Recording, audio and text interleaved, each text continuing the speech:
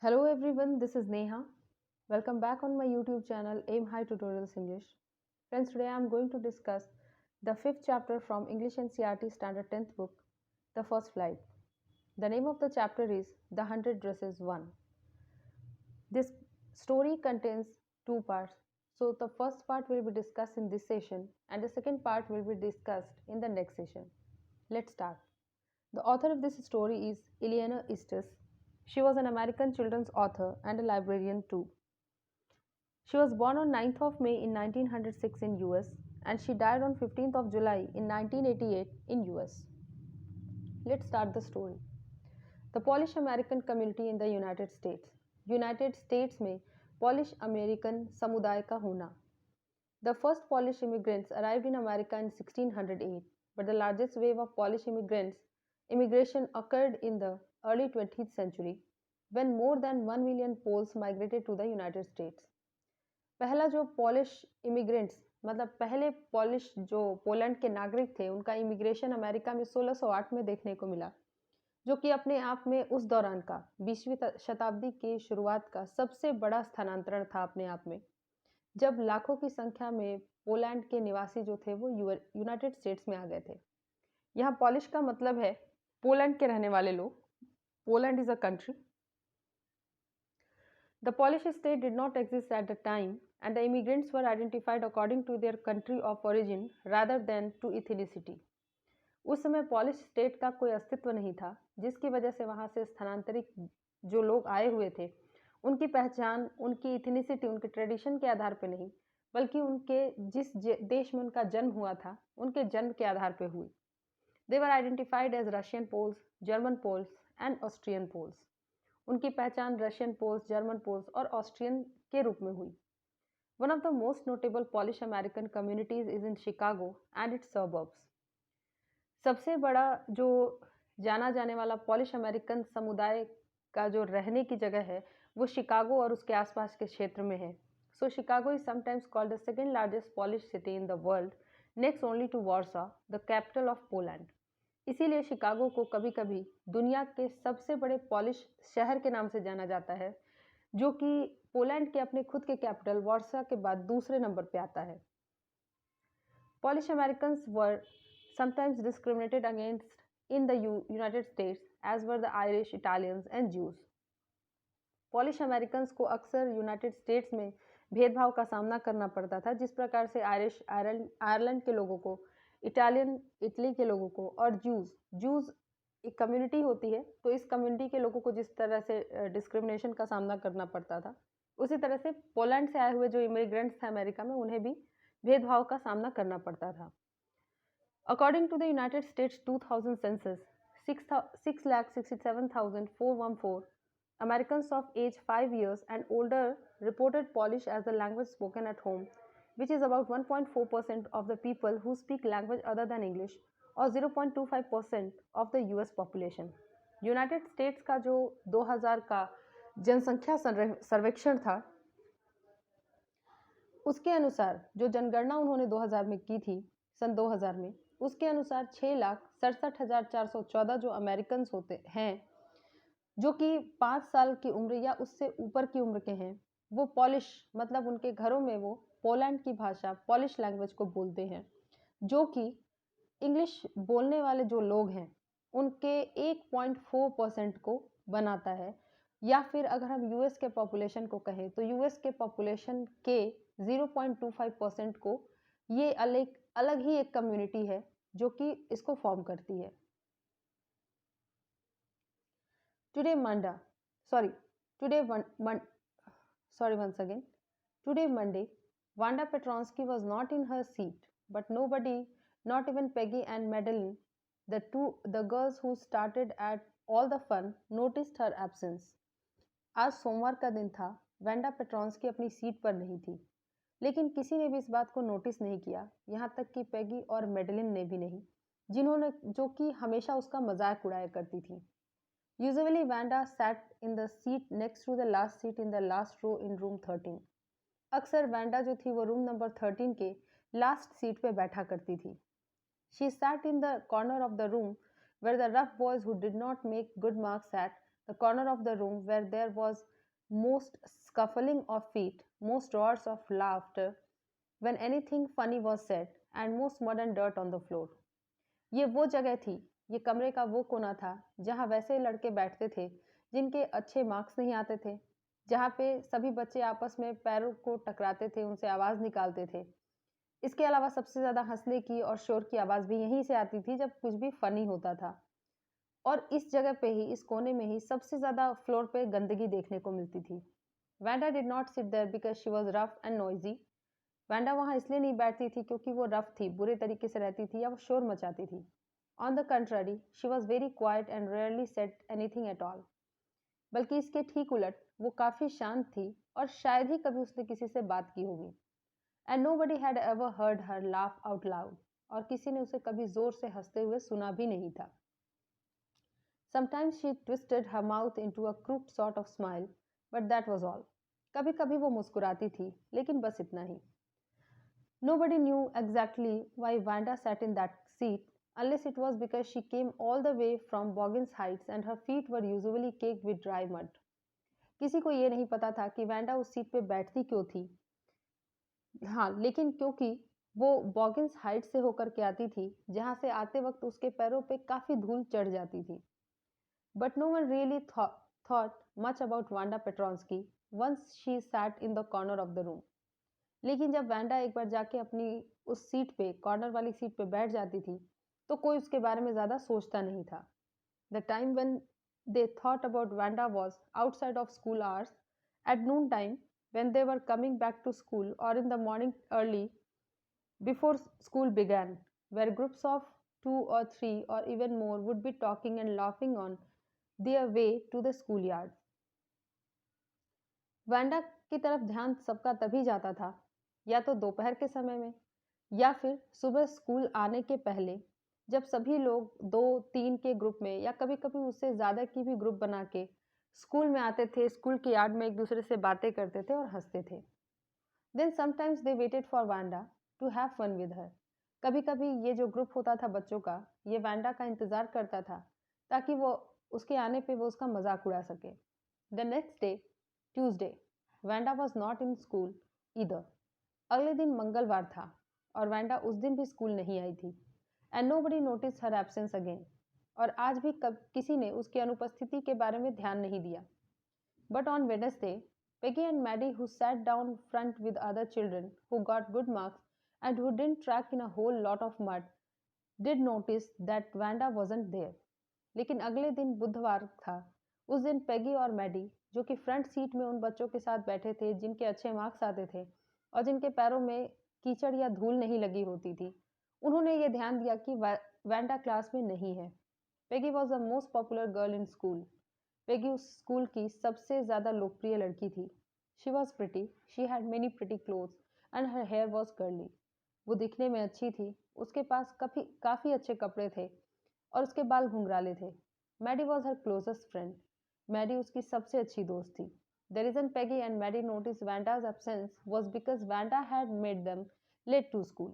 Peggy और Maddy को Wanda की याद इसलिए आई और उन्होंने उसकी अनुपस्थिति पे इसलिए ध्यान दिया क्योंकि वैंडा की वजह से वो लोग स्कूल पहुंचने में लेट हो गए थे। They had waited for Wanda to have some fun with her and she just hadn't come. वे लोग वैंडा का इंतज़ार कर रहे थे कि वो कब आएगी और ये लोग उसका मजाक उड़ाएंगे, लेकिन वैंडा आई ही नहीं। They often waited for Wanda Petronski to have fun with her. वे लोग अक्सर वैंडा पेट्रॉन्स्की का इंतज़ार करते थे ताकि वो उसका मजाक उड़ा सके। Wanda Petronski, most of the children in room 13 didn't have names like that. Wanda Petronski. Room number 13 में जैसा कि बहुत सारे बच्चे थे, उनमें से किसी का भी ऐसा नाम नहीं था। They had names easy to say like Thomas, Smith और एलन। इनके नाम पुकारने में काफ़ी आसान थे, जैसे कि थॉमस, स्मिथ या Allen. There was one boy named Bounce, Willie Bounce, and people thought that was funny, but not funny in the same way that Petronski was. उनमें एक बच्चा था जिसका नाम बाउंस था, उसका पूरा नाम विली बाउंस था, और इसलिए बच्चों को ऐसा लगता था कि ये थोड़ा सा फनी है, लेकिन फिर भी उतना नहीं जितना कि पेट्रॉन्स्की नाम। Wanda didn't have any friends. Wanda का कोई मित्र नहीं था। She came to school alone and went home alone. वो अकेले स्कूल आती थी और अकेले ही घर जाया करती थी। She always wore a faded blue dress that didn't hang right. वो अक्सर एक धब्बेदार उड़े हुए रंग का नीले रंग की एक ड्रेस पहनती थी जो उसके शरीर पर ठीक से फिट भी नहीं होता था। It was clean but it looked as though it had never been iron properly.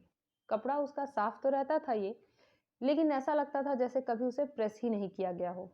She didn't have any friends but a lot of girls talked her to her. उसके कोई दोस्त तो नहीं थे, लेकिन कई कई कई लड़कियां उससे बातें करती थीं। Sometimes they surrounded her in the schoolyard as she stood watching the little girls play hopscotch on the worn hard ground. कई बार लड़कियां उसे स्कूल यार्ड में उसको घेर लेती थीं जब वो वहां खड़े होकर छोटी लड़कियों के हॉपस्कॉच खेलने को देखती थी। हॉपस्कॉच एक गेम होता है जो जमीन पे लाइन स्क्वायर जैसा बना के और उस स्क्वायर में अलग अलग बॉक्सेस बना करके बच्चे अक्सर खेलते हैं। Vanda, Peggy would say in a most courteous manner, as though she were talking to Miss Mason. Peggy इस तरह से वैंडा का नाम पुकारती इतने अच्छे तरीके से जैसे लगता कि वो मिस मैसन से ही बात कर रही है। Wanda, she would say, giving one of her friends a nudge. वो वैंडा का जब नाम बोलती, उससे बात करती, तो अपनी किसी एक दोस्त को वो धीरे से कोहनी मारती। टेल अस, हमें बताओ, how many dresses did you say you had hanging up in your closet? Wanda, हमें बताओ कि तुमने कितने ड्रेसेस बताई थी कि तुम्हारे पास हैं क्लोजेट में तुम्हारे? 100, वांडा वुड से। तो वांडा कहती कि मेरे पास 100 ड्रेसेस हैं। 100, exclaimed all the little girls incredulously, and the little ones would stop playing hopscotch and listen. सारी लड़कियां जब इस बात को सुनती तो वो एक्सक्लेम करती, उन्हें आश्चर्य हो जाता और कहती 100 ड्रेसेस। यहाँ तक कि छोटी बच्चियां जो खेल रही होती वो अपना खेल भी बीच में ही रोक देती। या 100, all lined up, said Wanda. तब वांडा कहती कि हाँ 100 और सब के सब एक लाइन से लगी हुई हैं। Then her thin lips drew together in silence. और इसके बाद उसके जो पतले होठ थे वो चुप्पी साध लेते। What are they like? All silk I bet, said Peggy. तब पेगी कहती, वो कैसे हैं? मैं बेट लगा सकती हूँ सब के सब सिल्क के हैं। या ऑल सिल्क, ऑल कलर्स। हाँ, सब सिल्क के हैं और अलग अलग कई रंगों के हैं। वेलवेट टू, क्या वेलवेट के भी हैं? या वेलवेट टू, हाँ वेलवेट के भी हैं। 100 ड्रेसेस, वांडा वुड रिपीट स्टॉलिडली। और वांडा फिर उसी बात को फिर से रिपीट करते कि हाँ मेरे पास है 100 ड्रेसेस, ऑल लाइंड अप इन माई क्लोजेट, और सब के सब मेरे क्लोजेट में लगे हुए हैं। Then they would let her go. इसके बाद वे लोग उसे जाने देते। And then before she would gone very far she had gone very far they couldn't help bursting into shrieks and peals of laughter. और वांडा जैसे ही वहां से जाती, उसके कुछ दूर जाने के बाद ही वे सब के सब बहुत तेज हंसने लगते। 100 dresses. Obviously, the only dress Wanda had was a blue one she wore every day. 100 dresses, 100 dresses. ये तो कोई भी कह सकता है कि वांडा के पास सिर्फ वही एक ड्रेस थी नीले रंग की जो वो रोज पहन के आती थी। So why did she say she had 100? आखिर वो ऐसा क्यों कहती थी कि उसके पास 100 ड्रेसेस हैं? What a story! कहानी क्या है? How many shoes did you say you had? तुम्हारे पास कितने शूज हैं तुमने बताया था? 60 pairs, all lined up in my closet. मेरे पास 60 जोड़ी जूते हैं जो कि मेरे क्लोजेट में लगे हुए हैं एक लाइन से। Cries of exaggerated politeness greeted this, all alike. और सब के सब बहुत ही ज्यादा विनम्रता दिखाते हुए उसे चिढ़ाते हुए पूछते कि क्या सब एक ही जैसे हैं? Oh no, every pair is different, all colors, all lined up. नहीं नहीं, सब अलग अलग हैं, सब अलग अलग रंगों के हैं और सब एक साथ लगे हुए हैं। Peggy, who had thought of this game, and Maddie, her inseparable friend, were always the last to leave.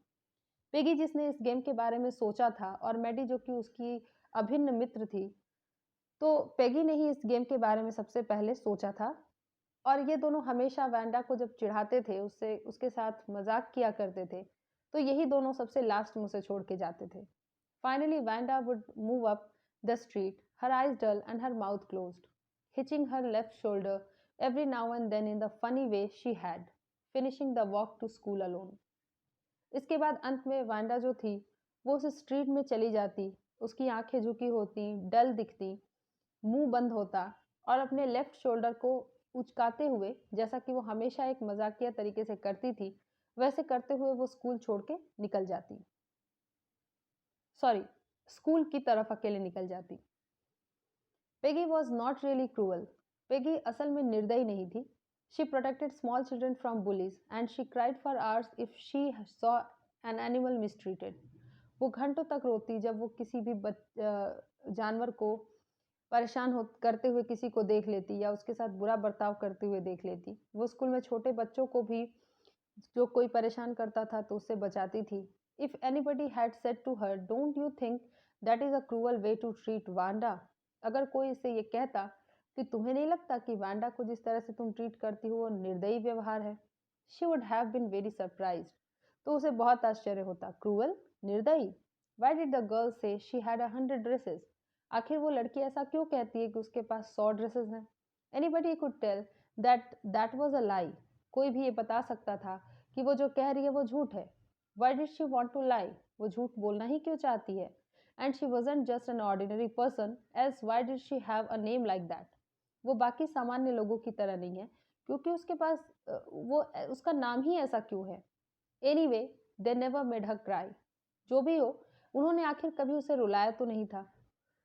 As for Maddie, this business of asking Vanda every day how many dresses and how many hats, जो भी हो, Maddie के लिए ये Wanda से हर दिन ये पूछना कि उसके पास कितनी ड्रेसेस हैं, कितने हैट्स हैं, and how many this and that, she had a she she had was bothering her.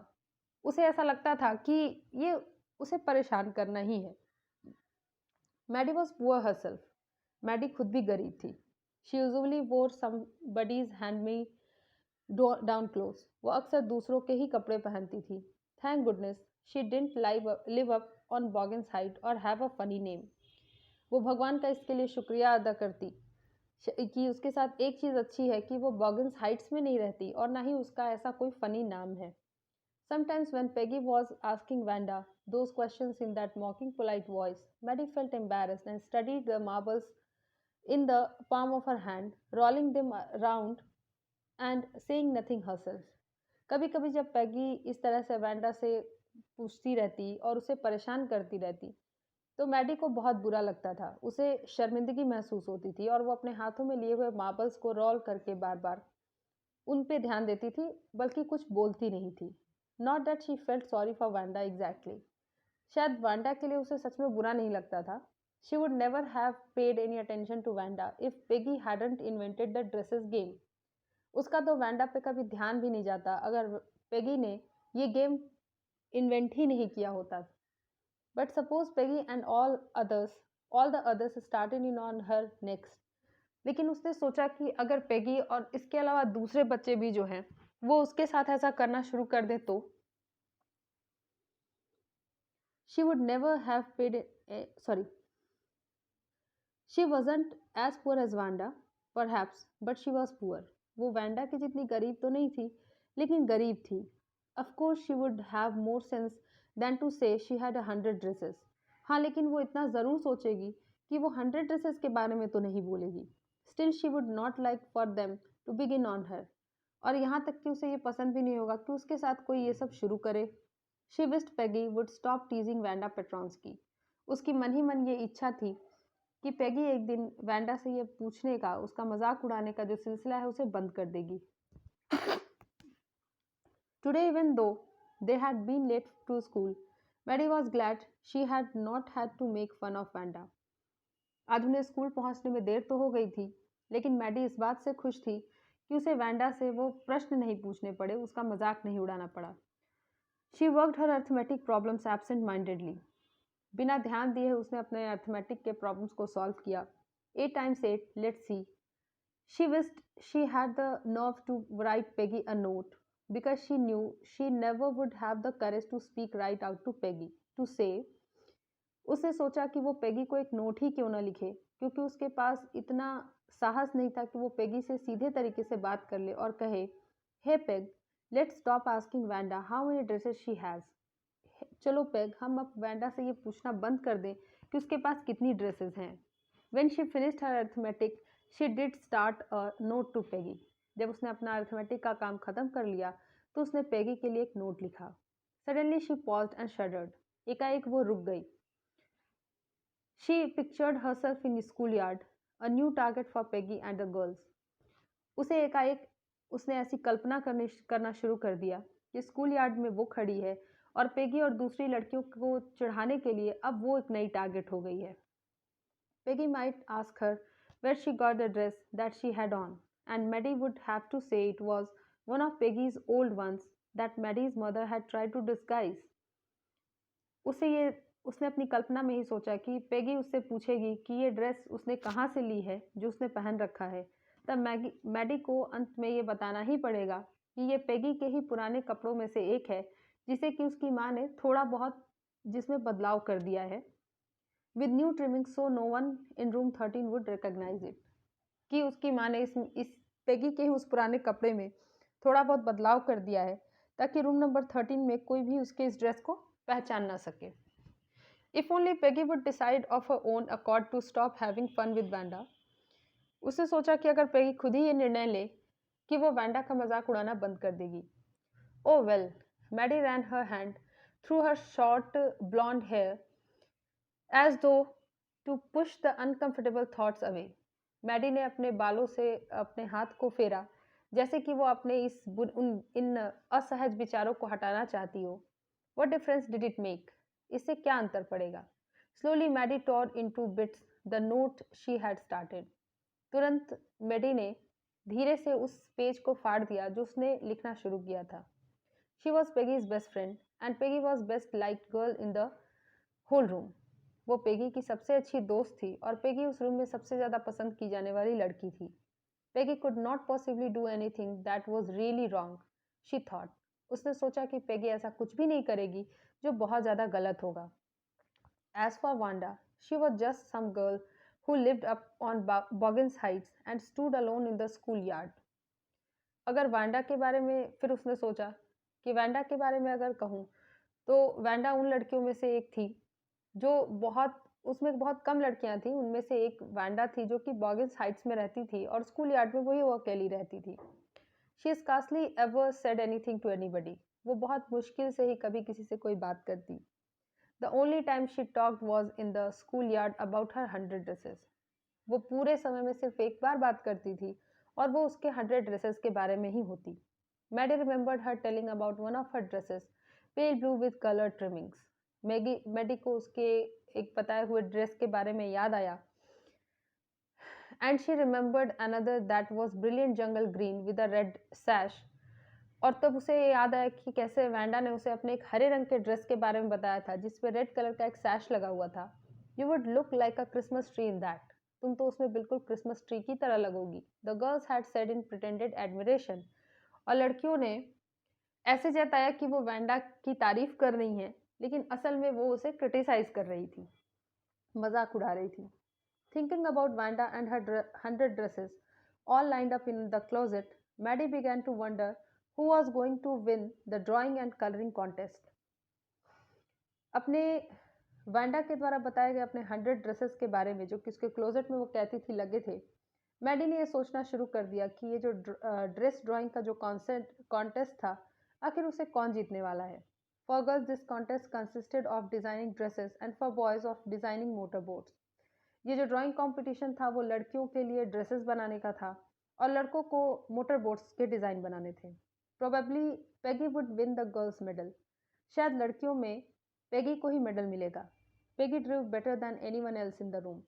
Peggy उस क्लास में किसी से भी सारे बच्चों से अच्छी ड्राइंग बनाती थी। At least that's what everybody thought. कम से कम सभी ऐसा ही सोचते थे। She could copy a picture in a magazine or some film star's head so that you could almost tell who it was. वो किसी भी मैगजीन से किसी फिल्म स्टार का या किसी की भी पिक्चर को इस तरह से बना सकती थी कि उस पिक्चर को देख के ये पहचाना जा सके कि उसने किसकी ड्राइंग बनाई है। Oh, Maddy was sure Peggy would win. Maddy को इस बात का विश्वास था कि पेगी ही जीतेगी। Well, tomorrow the teacher was going to announce the winners. अगले दिन, कल के दिन टीचर जो हैं वो विनर्स के नाम को अनाउंस कर देंगी। देन दे वुड नो तब वे लोग जान जाएंगे कि कौन जीता। The next day it was drizzling. अगले दिन थोड़ी बहुत बारिश हो रही थी, बूंदाबांदी जैसी। Maddy and Peggy hurry to school under Peggy's umbrella. Maddy और पेगी जल्दी जल्दी स्कूल जाने लगे और वो दोनों पेगी के अम्ब्रेला में छुपे हुए थे। Naturally, on a day like this, they didn't wait for Wanda Petronsky on the corner of Oliver Street, the street that far, far away, under the railroad tracks and up the hill, led to Boggan's Height. इस तरह के जो खास दिन होते थे, उस दिन वे लोग वांडा पेट्रॉन्स्की का इंतज़ार ओलिवर स्ट्रीट में नहीं करते थे, ओलिवर स्ट्रीट के कॉर्नर पे नहीं करते थे। वो स्ट्रीट जो काफ़ी दूर रेल रोड ट्रैक और हिल होते हुए बॉगिन्स हाइट को जाता था। Anyway, they weren't taking chances on being late today because today was important. जो भी हो, कैसे भी करके उन्हें आज देर से नहीं पहुंचना था स्कूल, क्योंकि आज एक महत्वपूर्ण दिन था। Do you think Miss Mason will announce the winners today? asked Peggy. Peggy ने पूछा कि क्या तुम्हें लगता है कि आज मिस मैसन विनर्स का नाम अनाउंस कर देगी? Oh, I hope so. The minute we get in, said Maddie. Of course you will win, Peg. तब मैडी ने कहा कि हाँ, मुझे लगता है कि वो आज अनाउंस कर देंगी और तुम ही जीतोगी Peg. Hope so, said Peggy eagerly. तब पेगी ने भी उत्सुकता दिखाते हुए कहा कि मुझे भी ऐसी ही उम्मीद है। The minute they entered the classroom they stopped short and gasped. जब वे लोग क्लासरूम में जैसे ही वो लोग घुसे, वे सभी रुक गए और आश्चर्य से इधर उधर देखने लगे। There were drawings all over the room, on every ledge and windowsill, dazzling colors and brilliant, lavish designs, all drawn on great sheets of wrapping paper. उन्होंने देखा कि उस कमरे में चाहे विंडो सिल हो, दीवार हो, खिड़की हो, हर जगह पे अलग अलग चित्र लगे हैं, ड्रेस के डिजाइन्स के चित्र लगे हुए हैं और वे सभी अलग अलग खूबसूरत रंगों से सजे हुए हैं। There must have been 100 of them, all lined up. शायद ये सब के सब कम से कम 100 डिजाइन्स होंगे और सब एक लाइन से लगे थे। These must be the drawings of the contest. शायद ये उस कॉन्टेस्ट के ही ड्राइंग्स हैं। They were everybody stopped and whistled or murmured admiringly. सभी लोग उन डिजाइन्स को देख करके आपस में फुसफुसाहट वाली आवाज में तारीफ कर रहे थे। As soon as the class had assembled, Miss Mason announced the winners. जैसे ही सारा क्लास एक जगह जमा हो गया, मिस मैसन ने विनर्स का नाम अनाउंस कर दिया। Jack Buggles had won for the boys, she said, and his design for an outboard motor was on exhibition in room 12, along with the sketches by all the other boys. Jack Beggles, जिसे कि boys में winner घोषित किया गया और उसकी design जो है वो एग्जीबिशन के लिए रूम नंबर 12 में लगा दी गई है, जहाँ पे दूसरे लड़कों के बनाए गए ड्राइंग्स भी लगे हुए हैं। As for the girls, she said, although just 1 or 2 sketches were submitted by most, one girl and room 13 should be proud of her. This one girl actually drew 100 designs, all different and all beautiful. उन्होंने कहा जहाँ तक लड़कियों की बात है, सभी लड़कियों ने 1 या 2 स्केचेस ही सबमिट किए हैं, लेकिन रूम नंबर 13 को एक लड़की पे गर्व होना चाहिए जिसने कि 100 डिज़ाइंस तैयार किए और सब के सब अलग और सभी के सभी खूबसूरत। In the opinion of the judges, any of the drawings is worthy of winning the prize. और ये जो ड्राइंग्स बने हुए हैं, इनमें से हर ड्राइंग के लिए भी अगर एक प्राइज दिया जाए, विनर बनाया जाए, तो वो भी अच्छा ही होगा। I am very happy to say that Wanda Petronski is the winner of the girls medal. मैं इस बात को कहते हुए बहुत खुशी महसूस कर रही हूँ कि लड़कियों के समूह में वांडा पेट्रॉन्स्की को ये मेडल दिया जा रहा है। Unfortunately, Wanda has been absent from school for some days and is not here to receive the applause that is due to her. दुर्भाग्यवश वांडा स्कूल में कई दिनों से एब्सेंट थी और आज के भी दिन वो यहाँ मौजूद नहीं थी कि उसकी तारीफें की जा रही थी, उसके लिए जो तालियां बज रही थी, उसे रिसीव करने के लिए वो आज मौजूद नहीं थी। Let us hope she will be back tomorrow. चलो उम्मीद करते हैं कि वो कल स्कूल आएगी।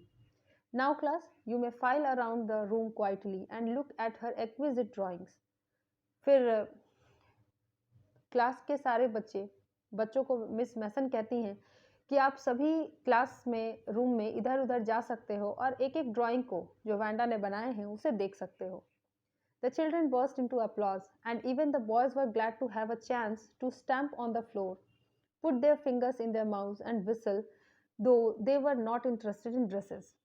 सारे बच्चे जो थे उन्होंने तालियां बजाईं और बॉयज़ जो कि उन्हें भी ये मौका मिला था, वो भी बहुत खुश थे कि वो जा कर के रूम में इन डिज़ाइंस को देख सकते हैं। उन्होंने अपने मुँह पे फिंगर्स रख लिए, व्हिस्लिंग की और यहाँ तक कि उन्हें ड्रेसेस में कोई इंटरेस्ट नहीं था, लेकिन फिर भी वो जाके उन ड्रेसेस को देखने लगे। "Look, Peg," whispered Maddie. "There's that blue one she told us about. Isn't it beautiful?" Maddie ने पेगी से कहा कि पेग देखो, क्या वो वही नीले रंग की ड्रेस नहीं है जिसके बारे में वैंडा बताती थी? क्या वो खूबसूरत नहीं? Yes, said Peggy, and here is that green one. और इसके बाद पेगी ने कहा कि हाँ, देखो यहाँ वो हरे रंग की भी ड्रेस है। Boy, and I thought I could draw. मुझे लगता है कि मैं भी इसे बना सकती थी। फ्रेंड्स, आई होप कि एक्सप्लेनेशन आपको समझ में आया होगा, आपके एग्जामिनेशन पॉइंट ऑफ व्यू से हेल्पफुल रहेगा। इसका सेकेंड पार्ट जो है वो मैं नेक्स्ट सेशन में कवर करने वाली हूँ। अगर आपको मेरे एक्सप्लेनेशंस अच्छे लगते हैं, समझ में आते हैं, तो आप मेरे चैनल को शेयर कीजिए अपने फ्रेंड्स के साथ, सब्सक्राइब कीजिए और मेरे साथ जुड़े रहिए। Thank you very much for watching. Have a good day.